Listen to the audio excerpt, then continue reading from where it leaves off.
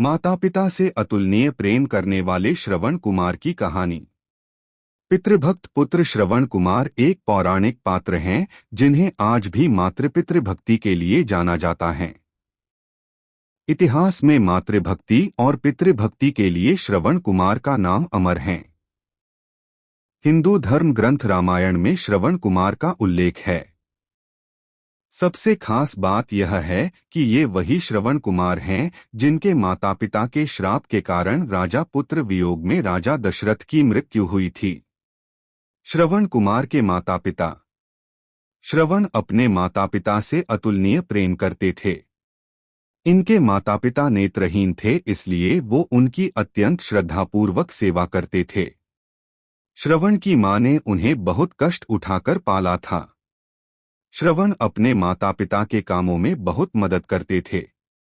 घर का सारा काम जैसे नदी से पानी भरकर लाना, जंगल से लकड़ियां लाना, चूल्हा जलाकर खाना बनाना आदि श्रवण कुमार ही करते थे। माता पिता का काम करने में वो जरा भी थकते नहीं थे, बल्कि उन्हें आनंद मिलता था। माता पिता उन्हें हमेशा आशीर्वाद देते रहते। माता पिता की तीर्थयात्रा।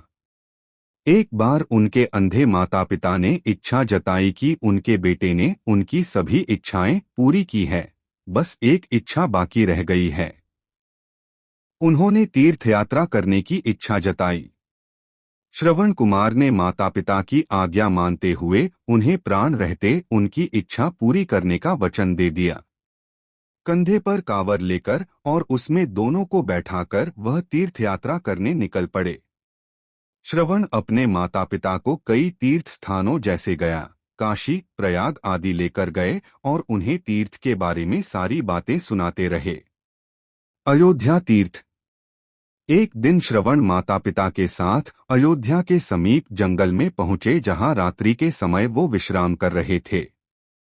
उनकी माता को प्यास लगने पर वो पास ही बहती नदी से पानी लेने चले गए। श्रवण कुमार पानी लेने के लिए अपना लोटा लेकर सरयू तट पर गए।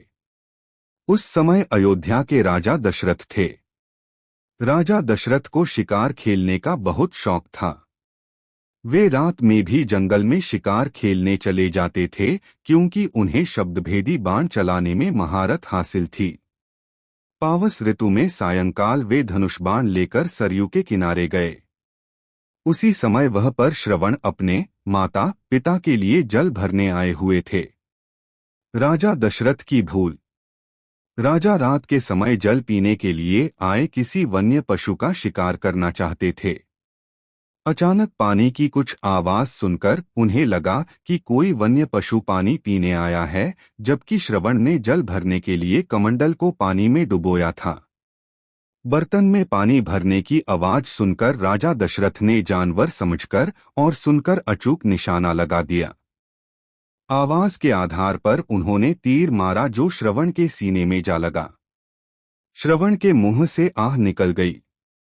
राजा तीर चलाने के बाद सरयू तट पर शिकार को लेने गए तो उन्हें अपनी भूल का एहसास हुआ।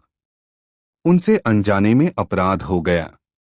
उन्होंने श्रवण से क्षमा मांगते हुए कहा, मुझे क्षमा करना भाई, ये अपराध मैंने अनजाने में कर दिया है।